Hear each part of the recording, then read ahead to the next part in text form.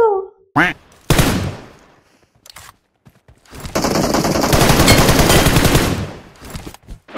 আচ্ছা তোদেরকে এখানে শুধু ফোন ঘাটার জন্য ডেকেছি?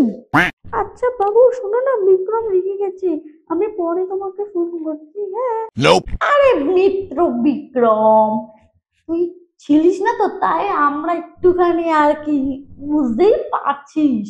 আরে না না বল, কিসের জন্য ডেকেছিস বল।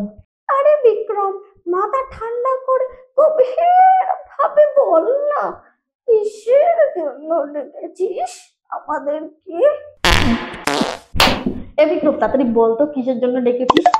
বলছিলাম দেখ, নভেম্বর মাস তো পড়েই গেছে, বেশ বাইরে ঠান্ডা পড়েওছে। নভেম্বর মাস সাথে সাথে বাইরে বেশ ঠান্ডাও পড়েছে, এই সময় একটা পিকনিক করলে কেমন হয় বলতো? হ্যাঁ এটা বেশ ভালোই বলেছে, কি তাই না? হ্যাঁ অনেকদিন হয়েও গেছে, এরকম অনেক কিছু করা হয়নি। পিকনিক, উফ সেই মজা হবে, নাচ গান খাওয়া দাওয়া, উফ। মানে কি রে? আরে মানে হচ্ছে খুব মজা আসবে তাই তো? ও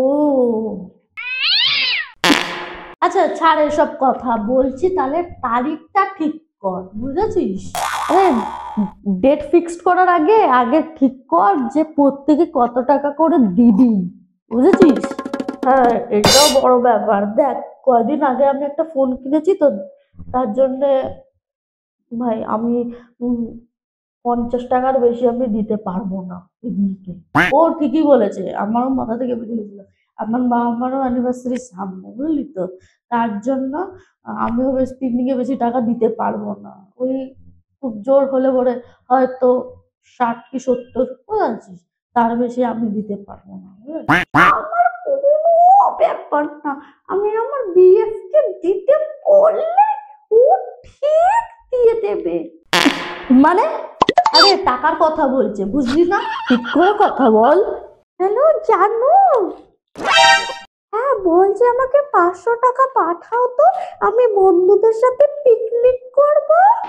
মরেছে, আজকে আমার বয়ফ্রেন্ডের বলি চলবে, তাহলে তো পিকনিক হবেই না, কারণ আমি আর দীপ্তি দিলে পরে তোরা শুধু কিছু করবি না, কিছু টাকা ফাকা কিছু দিবি না, তা আমি আর শুধু দীপ্তি দিলে হবে?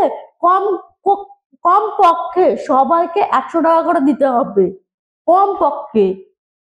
আচ্ছা বিক্রম, গত বছর তুই পিকনিকের টাকা দিয়েছিলিস তো?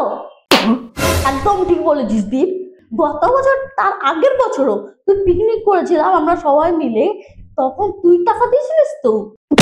শোন না, এইবারে আমি আর দীপ টাকা দেবো না, আমাদের টাকাটা তুই দিবি, ঠিক আছে?